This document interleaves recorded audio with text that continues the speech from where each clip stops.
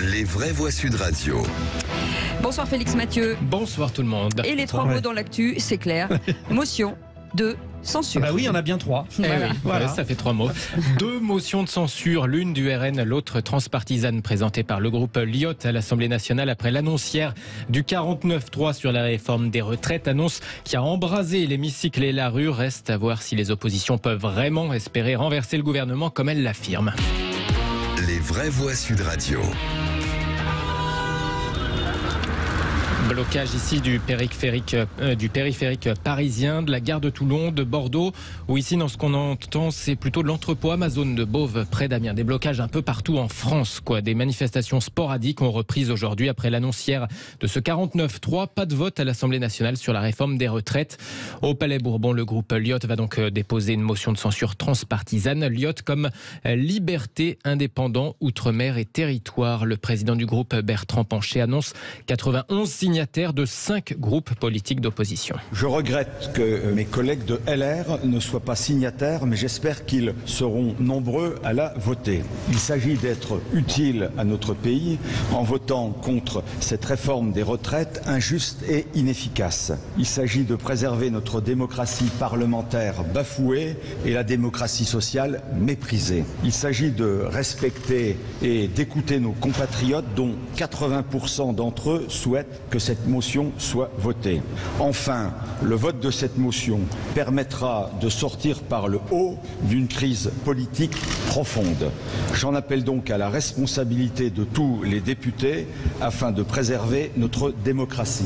Le président du groupe Lyot, Bertrand Pancher, au micro de l'agence France Presse. La NUPS se rallie à cette motion de censure de Lyot.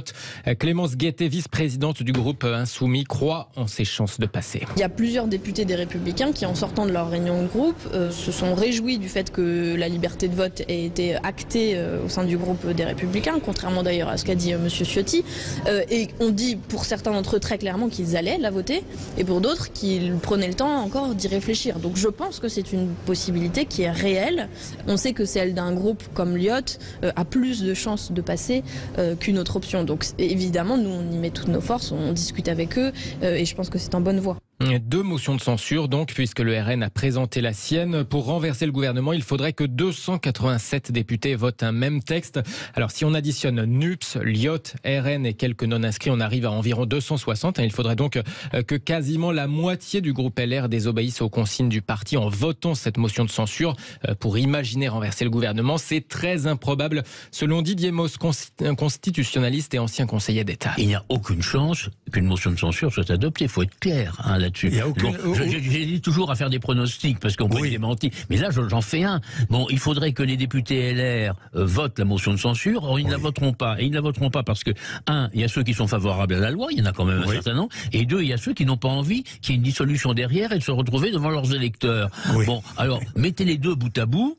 Il n'y a aucune chance que la motion de censure soit votée. Didier Mauss, ancien conseiller d'État et professeur de droit constitutionnel, au micro de Jean-Jacques Bourdin ce midi sur Sud Radio. Opposition politique, opposition sur le terrain. Aussi Jean-Jacques Bourdin, chez qui Olivier Matteux de la CGT Bouches-du-Rhône lance cet avertissement. Faites votre plein d'essence si vous ne voulez pas manquer. Selon lui, les blocages pourraient bien ne faire que commencer après ce 49.3. Les raffineries commencent à tomber. En Normandie, c'est en train de s'arrêter. À la Vera, c'est en train de s'arrêter. Il y a 2 raffineries dans le pays qui devaient redémarrer parce qu'elles sont en grève, elles ne redémarreront pas. On ne produit déjà pas assez pour répondre à la demande au moment où je vous parle. Et on va produire encore moins. Et les effets combinés de l'entrée en grève du port pétrolier de Marseille-Fos, du dépôt pétrolier de Fos qui viennent rejoindre notamment le dépôt de la CIM au Havre, va faire qu'on va manquer de carburant très rapidement. Olivier Matteux, le secrétaire général de la CGT dans les Bouches-du-Rhône. Merci beaucoup Félix Mathieu, une réaction... Oui, il y a plein de gens sûrs de sûrs. C'est fou parce que tout le monde dit tout et son contraire sur cette motion de censure. Alors déjà, je ne suis pas du tout d'accord avec ce que disait Didier Mauss, le constitutionnaliste, parce que avec la situation qu'on vit actuellement au niveau parlementaire et politique, tout est possible. Qui eût cru que Lyotte, avec Charles de Courson, Bertrand Pranchet, d'anciens élus centristes ou proches de Macron, ait eu l'intention de déposer une motion de censure. Et d'avoir déjà réuni qu'à plus de 90 députés. Exactement. Donc moi, je crois que tout est possible maintenant. Franchement, moi, je suis surpris. Hein. Il était dit par certains observateurs qu'il n'y aurait pas de 49.3 non plus. Tout le monde y va de sa vérité, François Pupponi. Il y a eu une espèce une espèce de vent de panique. Bon, le 49.3, il a été décidé en début de semaine. Parce que tous les comptes amenaient à ce qu'il n'y ait que 3 ou 4 voix de majorité. Et le président de la République dit, moi je prends pas le risque. Alors il a fait porter la responsabilité à la Première ministre en disant, je vous demande de voter, et la Première ministre vient le voir en disant, ah, monsieur le Président, j'y arrive pas, donc au secours, aidez-moi. Ok, ça c'est de la stratégie de la communication. Mais concrètement, la décision a été prise à l'Élysée en début de semaine en disant, on peut pas faire autrement. Et quel calcul ils font? C'est de dire, on n'est pas sûr d'avoir une majorité, mais on a un peu plus de chances qu'il n'y ait pas de majorité pour voter une motion de censure. Mais ils sont sûrs de rien. Ah bah oui, il faut qu'il y ait 20 députés républicains. Parce que, si je peux me permettre... Non, parce que quand on fait le compte, on est à 170, quand on fait le total de tout le monde, avec les mains inscrits, etc. 270, pardon. Si tous les Lyottes la votent, si tous les Lyottes, sous la NUPES, tous les non-inscrits votent, et tous les rassemblements nationaux, il manque 20 voix. Bon, et s'il manque 20 voix, bah, il suffit qu'il y ait 20 députés, on ne sait pas où, républicains en particulier, qui décident de voter. Mais ce que je veux dire par là, c'est que c'est possible, c'est tout à fait possible, et Elisabeth Borne hier a fait une petite erreur stratégique selon moi, quand elle a dit, tout le monde dit qu'il n'y aura pas de vote, mais s'il y aura un vote, si vous ne voulez pas de la réforme, c'est lundi. Censure. Le vote.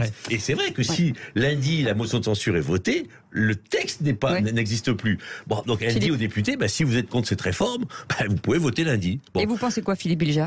Moi, je pense que Emmanuel Macron aussi se moque un peu du monde lorsqu'il sort cette phrase hier. La facilité politique, pour moi, ça aurait été d'aller au vote. Autrement dit, on a envie de lui dire, pourquoi ne l'avez-vous pas fait, et d'ennoblir le 49.3 en disant il y aurait eu trop de risques financiers. Non, en fait, ce qui s'est joué, c'est quoi? Des gens lui ont vendu l'idée, et des polos de la majorité, en disant, prends le risque, va au vote. Bien sûr, Darmanin, tu gagnes. Bravo. Bien sûr. Tu perds. Tu dis, mais moi, tu t'en sors bien. Je respecte la démocratie. J'ai demandé aux représentants du peuple de voter, ils n'ont pas voté, j'en prends acte. Mais ça veut dire qu'ils changeaient de quinquennat, et ils disaient, bah, à partir de maintenant, moi voilà, on me reproche de ne pas écouter le peuple, la preuve, vous vous trompez. Et ça, je pense que le président n'y est pas prêt. Il n'a pas envie de lâcher une parcelle de son pouvoir. Il veut continuer à être celui qui dirige. On y reviendra tout à l'heure. En attendant,